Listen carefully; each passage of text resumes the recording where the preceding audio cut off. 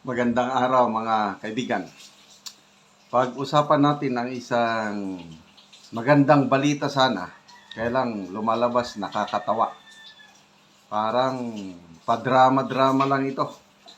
Okay, tungkol ito sa yung na-cite in contempt sa Senado, si Special Envoy Marcos Lacanilaw. So, nung third hearing, kinulong na, mamaya pinalabas ni Senate President Escudero. Dahil makipag-attend daw sa libing ng kanyang lolo. Tapos, binigyan ng paliwanag. So ito, may desisyon na ang Senado, Senate President, ikulong. Kailan? Ang pagkakulong, 2 days lang. Imbes na good news na sana, dahil at least may makukulong na. Ay hostisya na yung nangyari kay PRRD. Bakit 2 days lang? Ito, sa ABS-CBN News, balita, Senate detains Special Envoy who accompanied Duterte to The Hague. Ito yung dahilan bakit nakulong ang Pangulong Duterte. Siya ang pumirma ng mga papeles. Okay. Senate President Francis Escudero. Tingnan nyo kayo ang humusga kung maganda ba itong ginawa ng Senate President.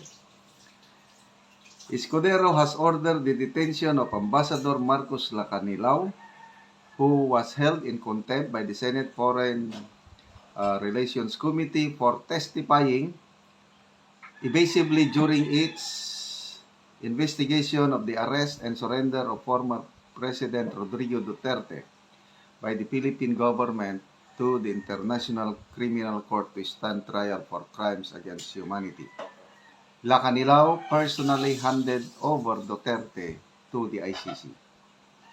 So ito yung nakalagay sa order na pinirma ni Senator Escudero. After careful evaluation, Ambassador Lacanilaw is hereby ordered placed under the custody of the Senate of the Philippines for a period not exceeding 2 days. I think nagsimula kagabi. 2 days.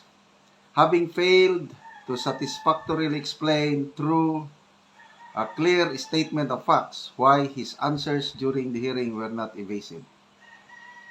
Further, he is admonished to attend future hearings and provide truthful answers to questions propounded during the inquiry.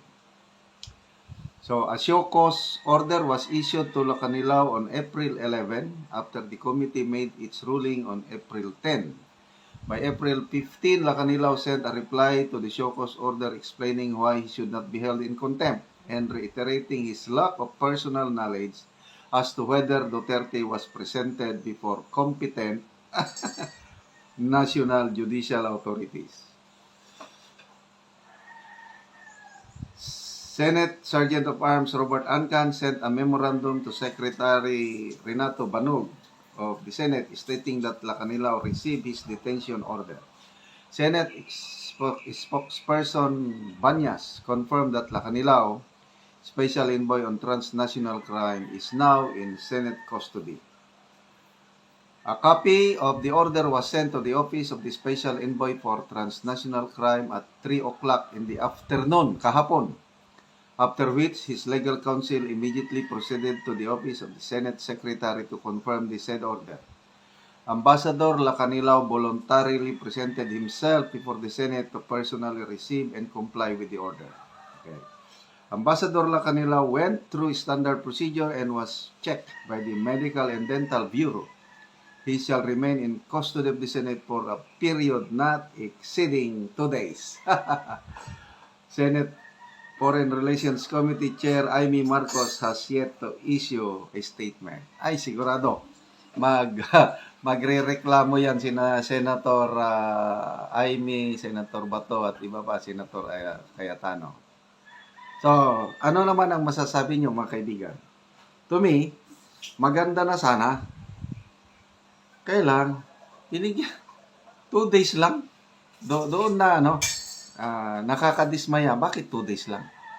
Samantala si Colonel Grijaldo, more than 3 months na nandun, nakakulong pa rin. Kita mo yung Okay, magbasa tayo sa mga comments. Ana Dujali, the boat is sinking. Gums and noses are bleeding. Who do you call? Let's cheese it. Glenda Paho, what a change of heart. Baby Aisa, playing safe, cheese whiz. Ito na, playing safe. Parang pagbigyan, kaya lang, wala na, hindi mo na maluluko ang taong bayan ngayon. Kung wala sanang 2 days, bibilib na ako kay Senator Escudero. Sasaluduhan ko siya. Talagang pupurihin ko. Talagang patas siya. Yung pagbigay niya ng show cause order o yung nagpaliwanag, okay lang yon. Ngayon, kulang yung paliwanag, kinulong. Sana, ikunulong mo ng diretso hanggang very questionable para sa akin na opinion ko lang ito. Bakit 2 days lang?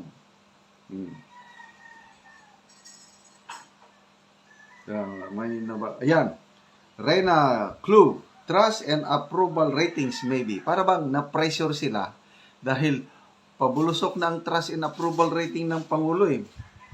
Ito nga, Revened Oner Bumol. Cheese changed his mind after Marcos' trust and approval rating is down. Okay, ito pa, political news. Picture please as proof. Yan. Dapat magpalabas sana sila na baka mamaya nandun lang. Anyway, speculation lang ito. Maganda sana kung may picture.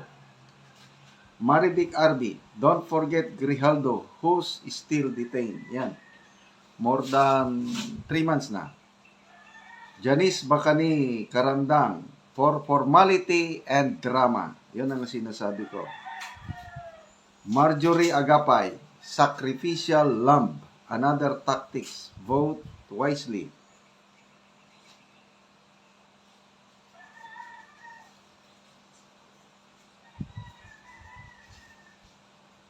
Merita Ruth, cheese is getting more pungent. Strong taste kong as ginamos pa, maus na. Wait and see. Send memes. Desperate move, but it's too late. The public has already locked in their bets for this election. Correct. Nakadecide ng mga tao sinong iboboto nila. Ayang padrama effect na yan, wala na yan. So, sayang. But let's face it, that's reality. They are powers that be. Basta kawawa si Colonel Grijaldo. Okay, salamat mga kaibigan sa inyong pagsubaybay sa ating channel. Nakakatulong kayo ng malaki sa tribong Talandig ng Bukidnon. Ang sweldo natin sa channel na ito is namimigay tayo ng yero at pako sa tribo para ma-repair ang sira-sira nilang bahay. Panoorin nyo ang video na ito. Mao na pod ni kadtong lansang nga ipanghatag sa Gabalay. O amo ni karong timbang-timbangon ihatag sa mga tao nga magbalay.